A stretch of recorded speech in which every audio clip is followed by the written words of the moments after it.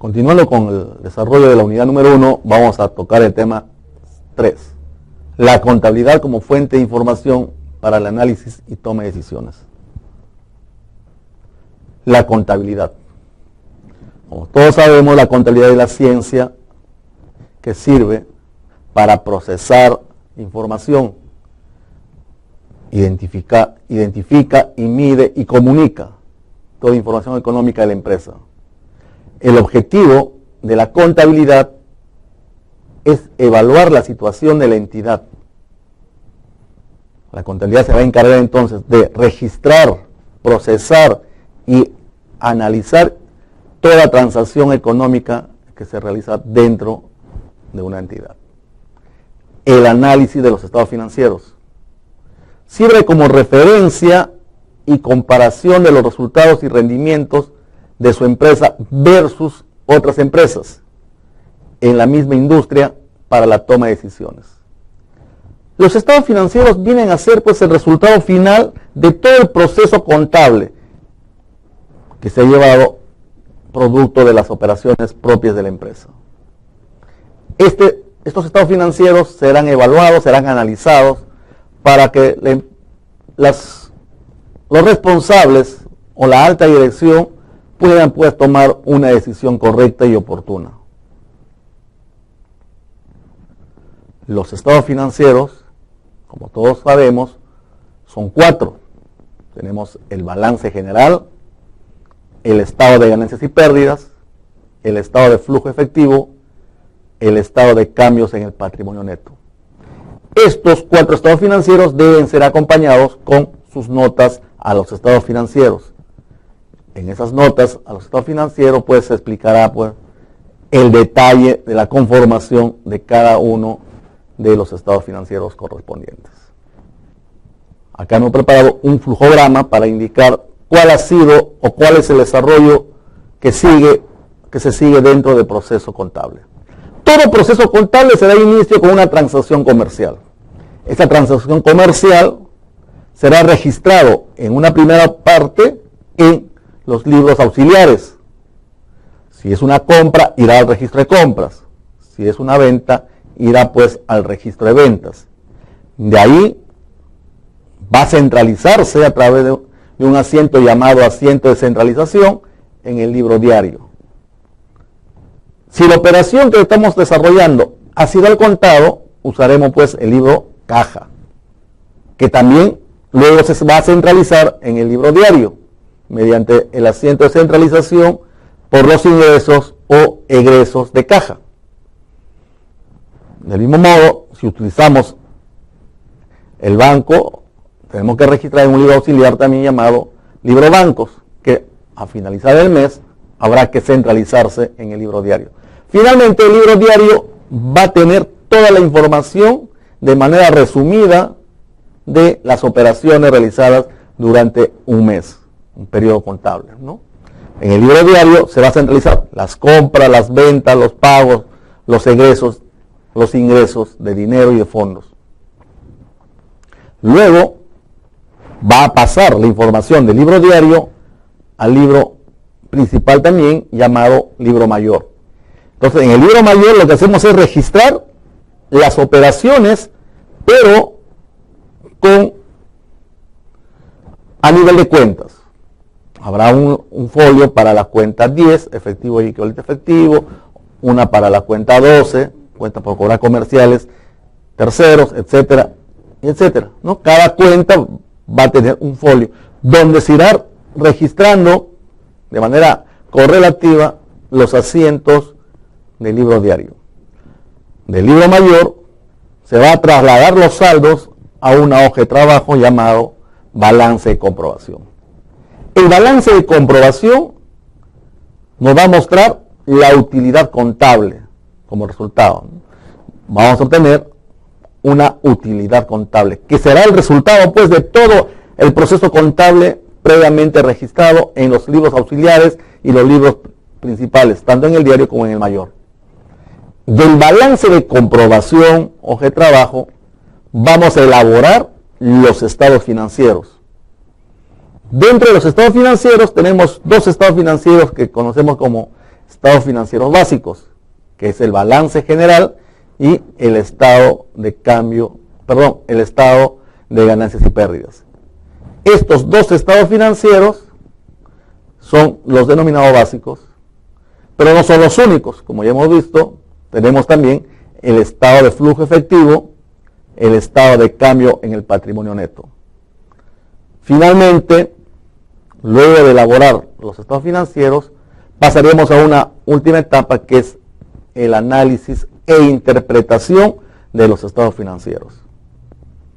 Un estado financiero mostrado fríamente como resultado, o sea, un balance o un estado de ganancias y pérdidas, de repente no nos dicen mucho si no sabemos hacer un análisis e interpretación correcta a esta información.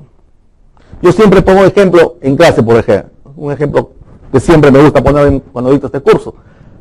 Es como cuando uno va a un cardiólogo, y a veces el cardiólogo saca el electrocardiograma, comienza a leer él, y nosotros solamente vemos pues los picos de subidas y bajadas, ¿no? A veces no entendemos. Es lo mismo. Una persona que no ha estudiado contabilidad, que no sabe contabilidad, como en la gran mayoría son los accionistas o son los gerentes generales de las empresas, que no necesariamente han estudiado el curso de contabilidad o el curso de finanzas, no entenderían fácilmente si ponen a leer un estado financiero. Para eso nosotros, como especialistas en la materia, tenemos que hacer el análisis e interpretación de los estados financieros. Porque finalmente, ¿qué cosa es lo que quieren saber los accionistas, los dueños de las empresas o los inversores de una empresa? Quieren saber, pues, cuál es la situación de su negocio. Si la inversión que realizaron fue buena, mala, regular, cómo se han manejado sus fondos. Eso es lo que quiere saber toda persona que invierte en un negocio. Más allá de la técnica contable que se ha seguido. Porque a los que invierten el dinero, poco les interesa cómo se ha hecho el proceso contable. Si hemos utilizado el sistema manual, si hemos utilizado un sistema computarizado o si estamos de repente dentro del sistema electrónico, que es la nueva modalidad de hacer registros contables en nuestro país. Eso no interesaría a la persona que ha invertido, porque es un tema netamente contable, técnica contable. Los que quieren saber, aquellas personas que son los que invierten, los accionistas, es ver si su empresa es rentable, si hay liquidez, si es solvente, y sobre todo ver cómo se ha desempeñado en cuanto a la gestión. Eso es lo que busca toda persona que invierte dinero en un negocio. Entonces, los estados financieros va a ser el resultado de todo el proceso contable. Y estos estados financieros, al ser analizados, evaluados e interpretados, va a servir para la toma de decisiones oportunamente. Vamos a hablar sobre el balance general. ¿Qué cosa es el balance general? El balance general es un estado financiero básico, cuyo objetivo fundamental es mostrar la imagen fiel del patrimonio y de la situación financiera de la empresa. Es como una fotografía que se muestra o que muestra la situación financiera de la empresa en un momento determinado del tiempo. Está compuesto por el activo, pasivo y patrimonio. Se dice que es como una fotografía. ¿Por qué se dice que es como una fotografía? Porque indica en ese momento, a esa fecha, cómo está compuesto la situación financiera de la empresa. Si estamos elaborando un balance el 31 de diciembre del 2011, entonces digamos que a esa fecha, el 31 de diciembre del 2011, la empresa tenía 100.000 soles en activo, tenía 50.000 soles de pasivo y 50.000 soles en patrimonio. Pero eso indicaba a la fecha 31 de diciembre del 2011. Eso muestra la situación financiera de la empresa a esa fecha. Por eso se dice que es una fotografía de la empresa a la fecha en que se indica. ¿Ya? A esa fecha. La situación financiera de una empresa puede variar de una fecha a otra. Al 31 de enero del 2012, la situación financiera de la misma empresa puede haber variado. ¿Cómo puede variar?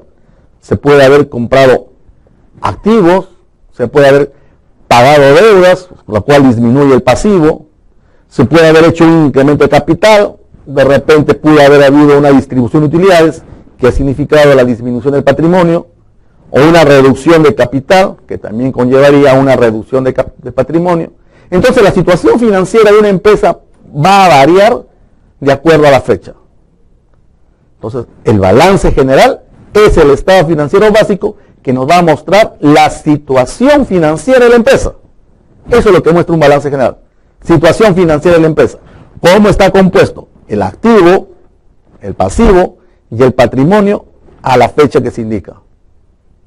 Es ahí pues el término que se usa comúnmente, ¿no? Es la fotografía de la empresa que nos muestra la situación financiera de la empresa a la fecha que se indica. El balance general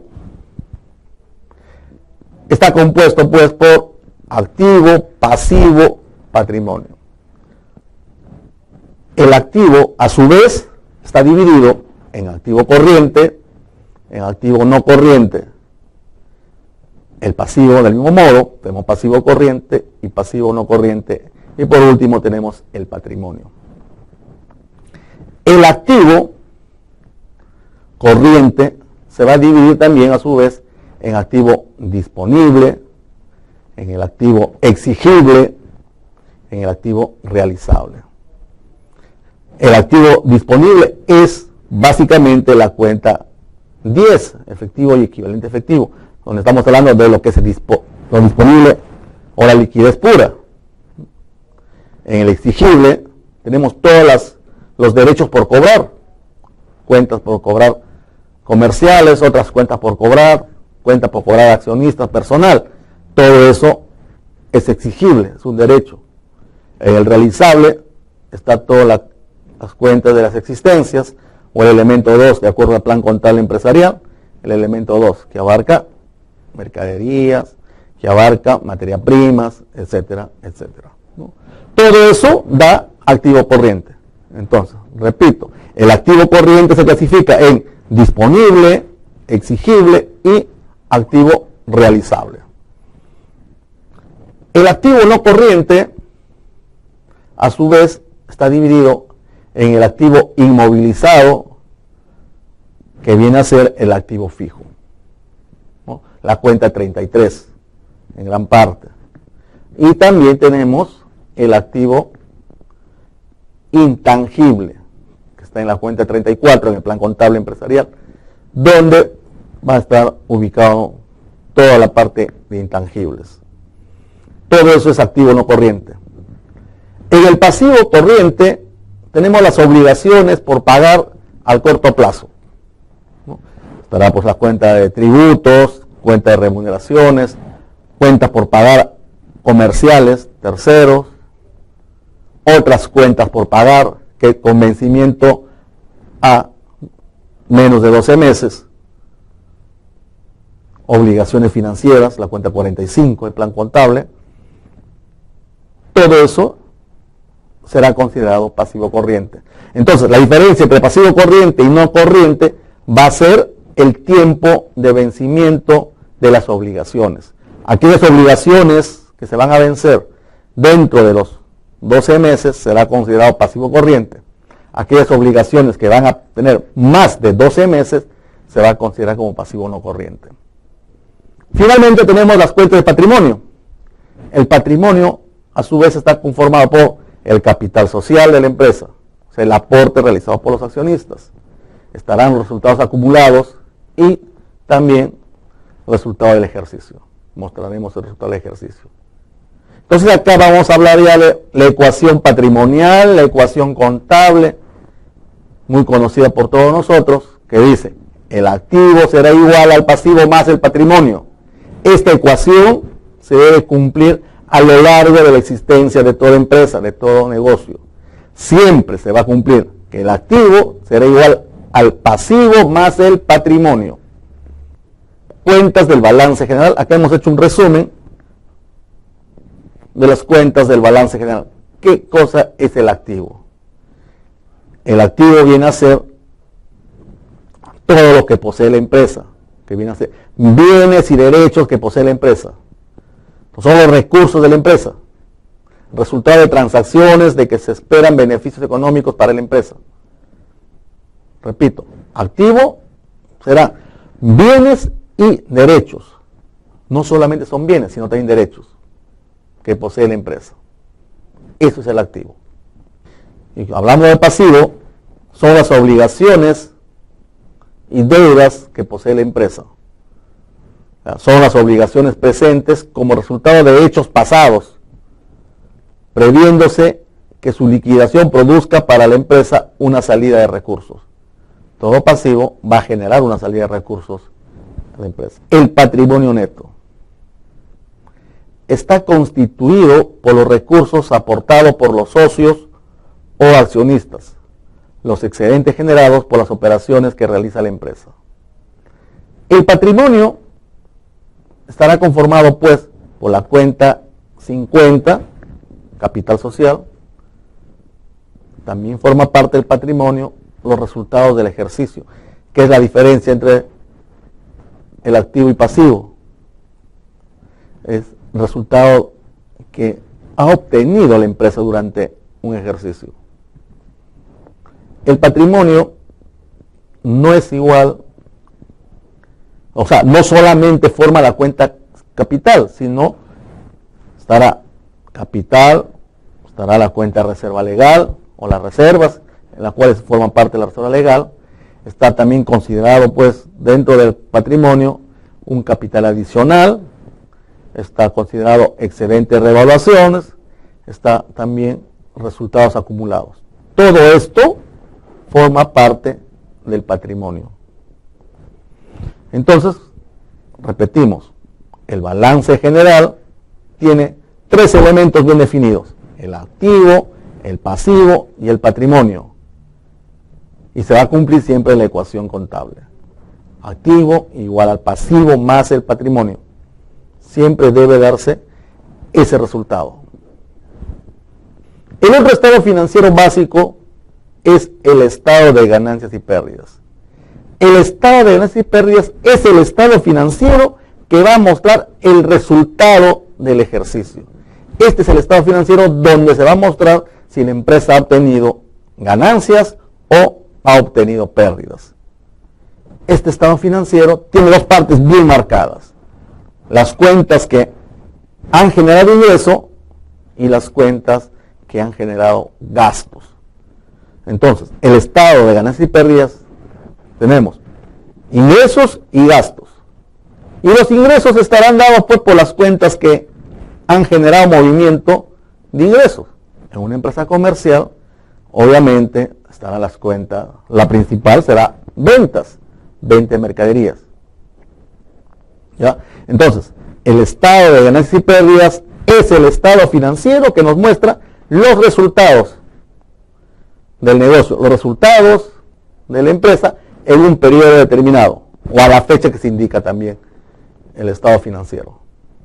Vamos a ver los ingresos, que es la primera parte de los estados financieros, o de este estado financiero, ganancias y pérdidas. Van a representar la entrada de recursos en forma de incremento del activo o disminución del pasivo, o en una combinación de ambos, que generan incrementos en el patrimonio neto, devengados por la venta de bienes, por las prestaciones de servicios o por la ejecución de otras actividades realizadas durante el periodo que no provengan de aportes de capital. Entonces, en el estado de ganancias y pérdidas, en el rubro de ingresos, se debe considerar todo ingreso producto del giro del negocio, sea por venta de mercadería, sea por prestación de servicios. Eso irá como ingreso principal. También podemos considerar como ingreso las cuentas que han generado producto de una enajenación, por ejemplo, de un activo. Una enajenación, sabemos que el término de enajenación significa pues venta no habitual.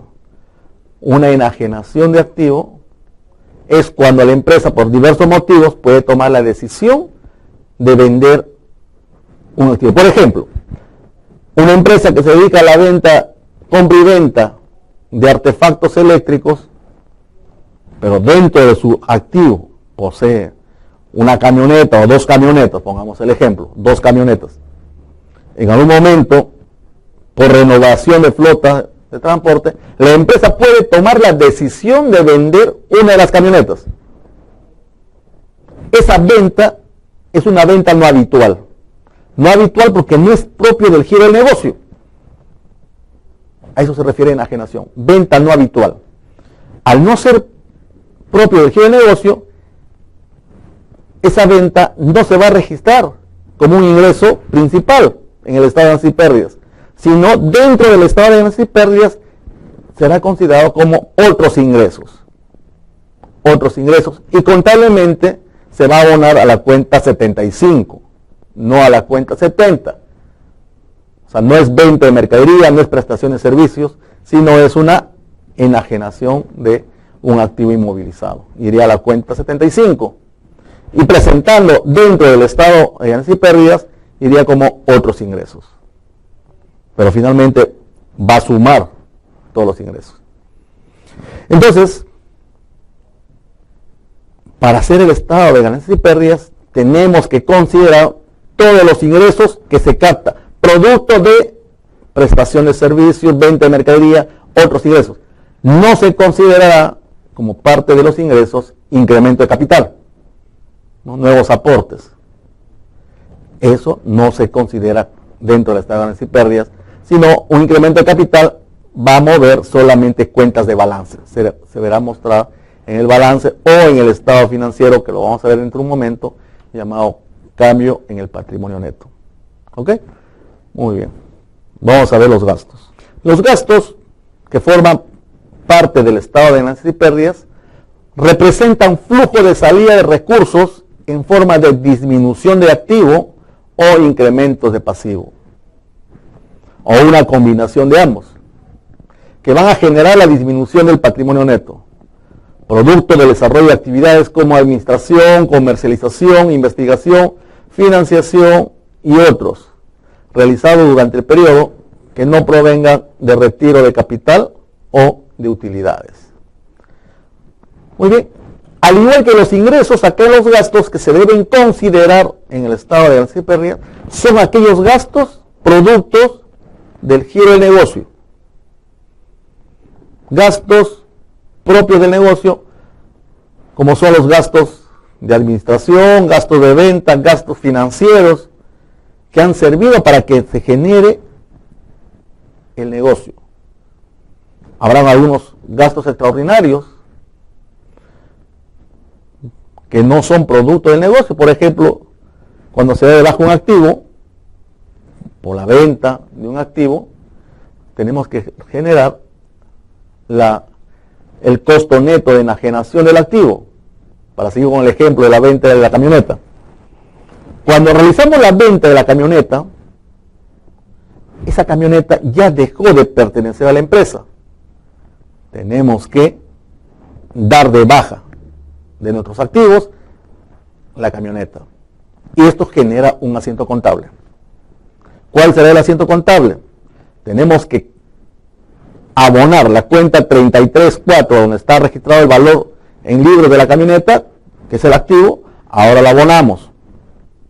La depreciación que anualmente se realiza sobre los activos, que está abonada, ahora cargamos. La diferencia entre la cuenta 33 y la cuenta 39, que es la depreciación, nos va a dar el costo neto de enajenación. Actualmente la cuenta 65. Ese gasto también tiene que reflejarse en el estado de ganancias y pérdidas.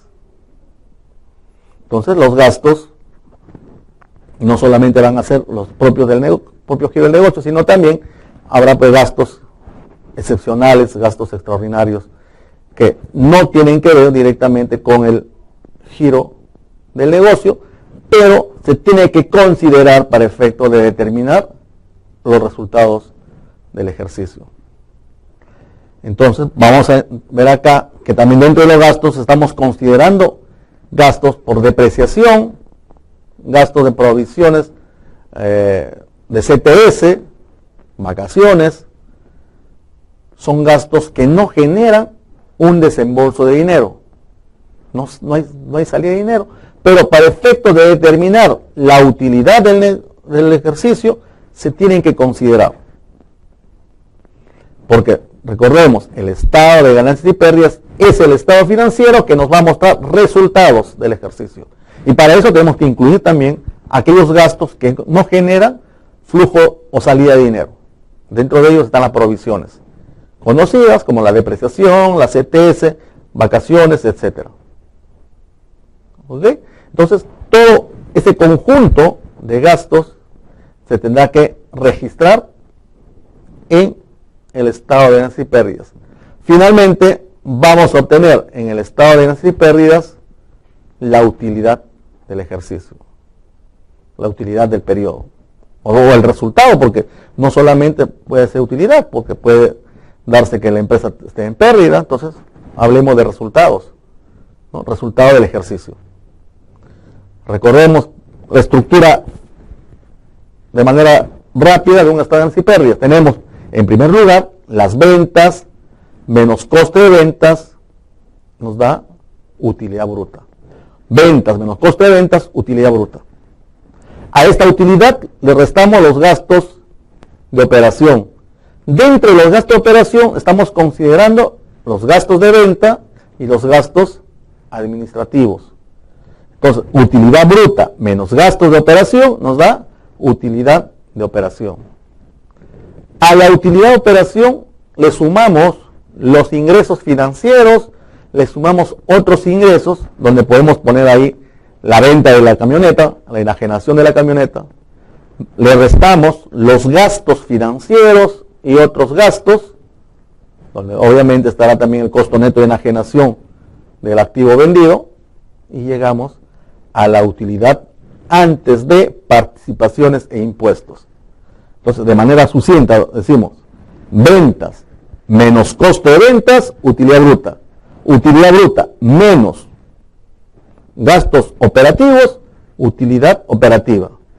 A la utilidad operativa le restamos, o primero le sumamos los ingresos financieros, otros ingresos, y le restamos los gastos financieros y le restamos otros gastos, llegamos a la utilidad antes de participaciones e impuestos. ¿Qué cosas son las participaciones? Las participaciones a los trabajadores. ¿Qué empresas tienen derecho o tienen la obligación de dar participación a los trabajadores? Todas las empresas, en primer lugar, que tengan en promedio durante el año más de 20 trabajadores, ¿no? Si la empresa tiene menos de ese número, 10 trabajadores, 15 trabajadores, no está en la obligación de realizar participación a los trabajadores. Y el porcentaje de participación de trabajadores varía. Empresas industriales, 10%, en empresas comerciales, incluidas las de restaurantes, 8%, otras empresas, 5%. Esos son los porcentajes que se tienen que considerar para efectos de deducir la participación de los trabajadores. Y luego tenemos el impuesto a la renta. La tasa del impuesto a la renta, régimen general, 30%. Entonces, si le restamos a la utilidad antes de participaciones e impuestos, le restamos la participación a trabajadores y luego le restamos el impuesto a la renta, estamos llegando a la utilidad neta. Esa es la utilidad neta que habrá obtenido la empresa en el ejercicio. Muy bien, eso lo vamos a ver en un caso práctico más adelante. Vamos a pasar al tercer estado financiero, llamado estado de cambio en el patrimonio neto.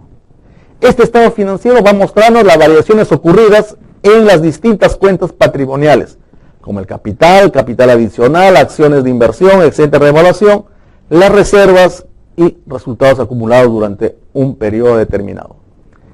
Este estado financiero solamente va a mostrar el movimiento que ha habido entre las cuentas de patrimonio, clase o elemento 5, nada más.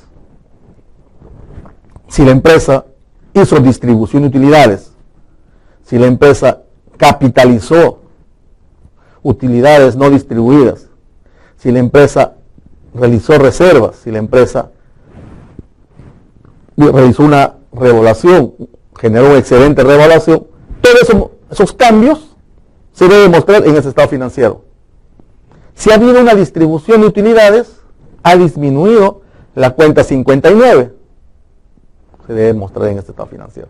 Si se capitalizó una utilidad no distribuida, recordemos que la utilidad no distribuida está en la cuenta 59, mostrado siempre con saldo acreedor.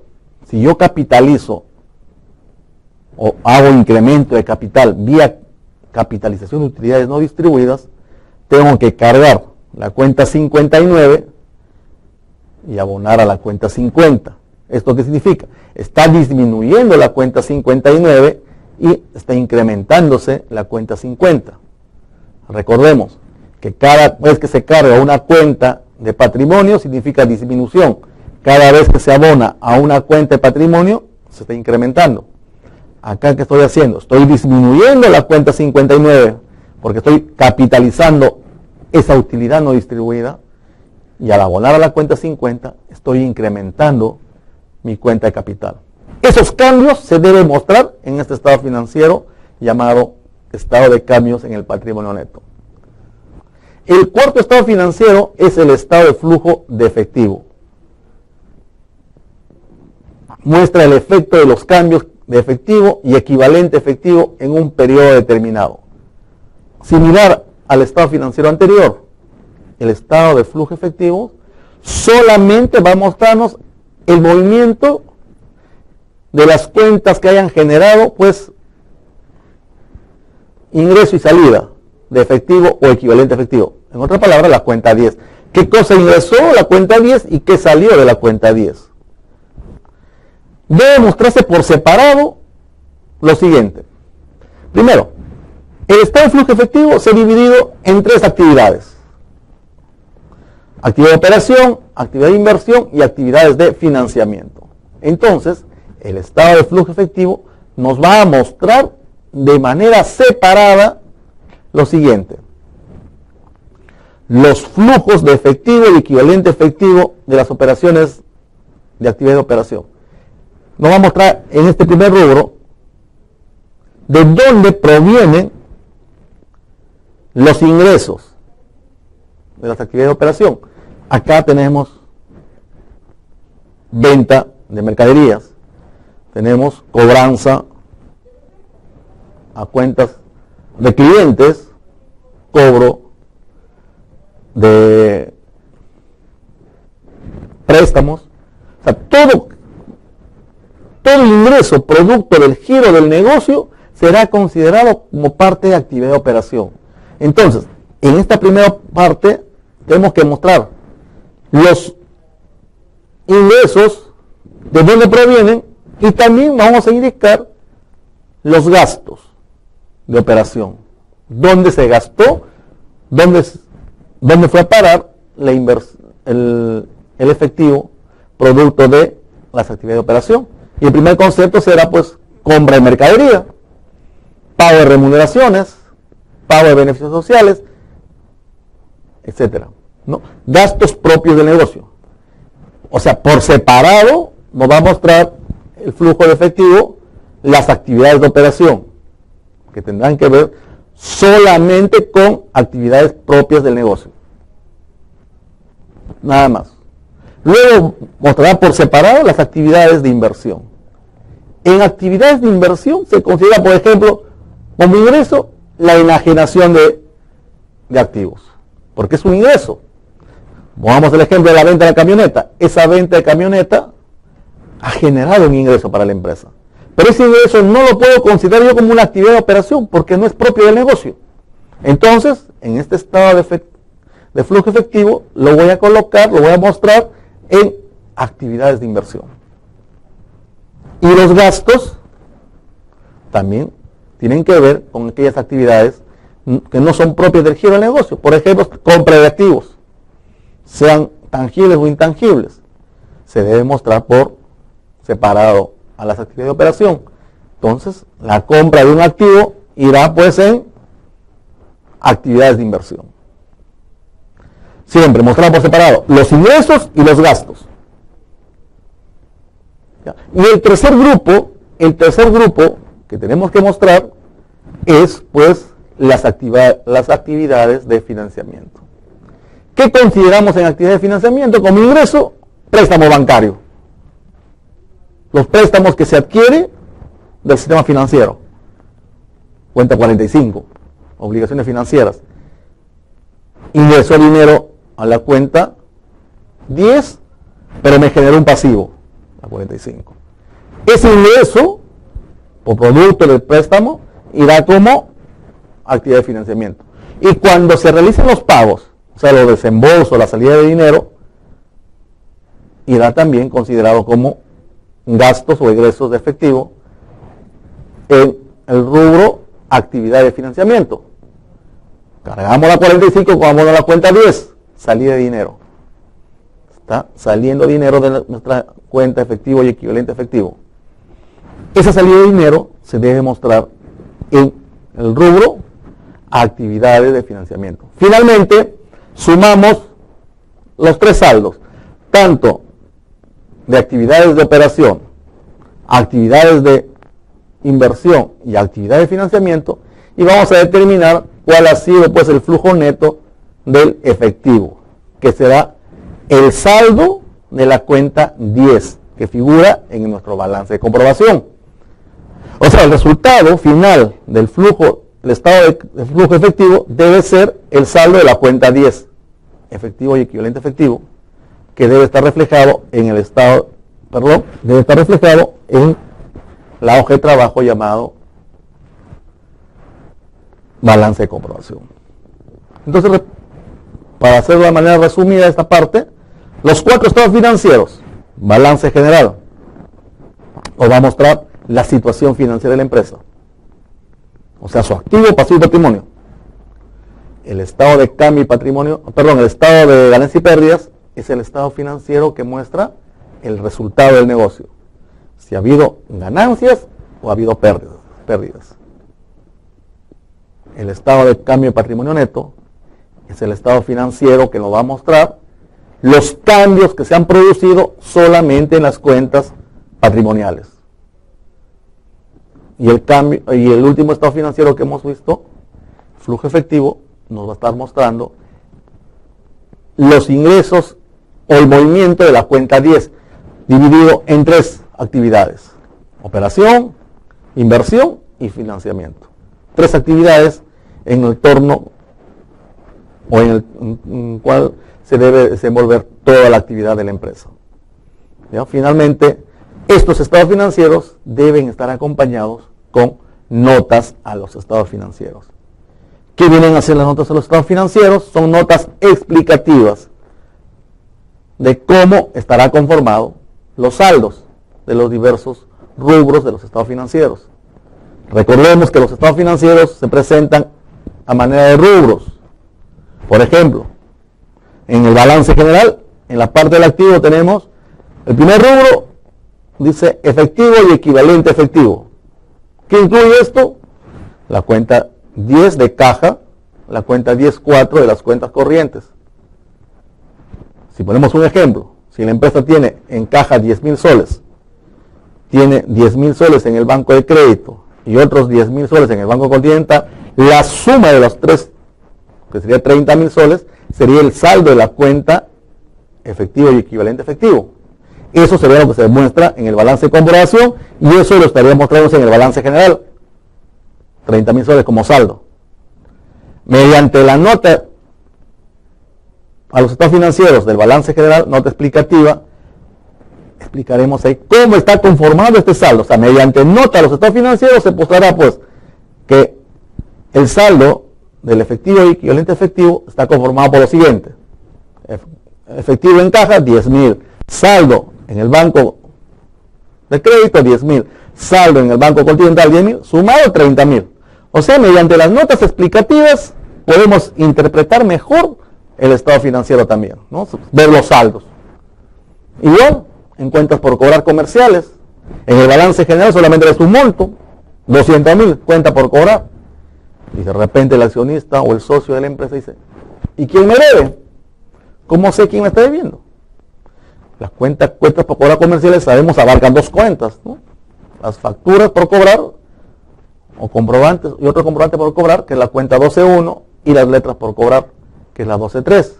Eso también se debe mostrar por separado, mediante una nota aclaratoria. Entonces, mediante la nota aclaratoria se debe indicar ahí cómo está conformado el saldo, quiénes me deben, qué factura está pendiente por cobrar, fecha de emisión, fecha, ¿no?, el monto, para saber cuánto tiempo ha pasado. Y esto me sirve también para poder realizar pues alguna provisión de una probable cuenta por cobrar o una cuenta incobrable, ¿no?, una provisión. De repente por ahí tenemos una factura que tiene mucho tiempo ya de atraso en cuanto a cobro. Entonces me va a permitir pues ir haciendo un análisis de las cuentas de probables e incobrables. Eso va en notas a los estados financieros. Entonces, repito, las notas de los estados financieros es importante porque me permite a mí ampliar el conocimiento de la conformación de los estados financieros, cómo están conformados los rubros. Ok. Muy bien, hasta acá hemos terminado pues el tema 3 de la unidad número 1. Muchas gracias.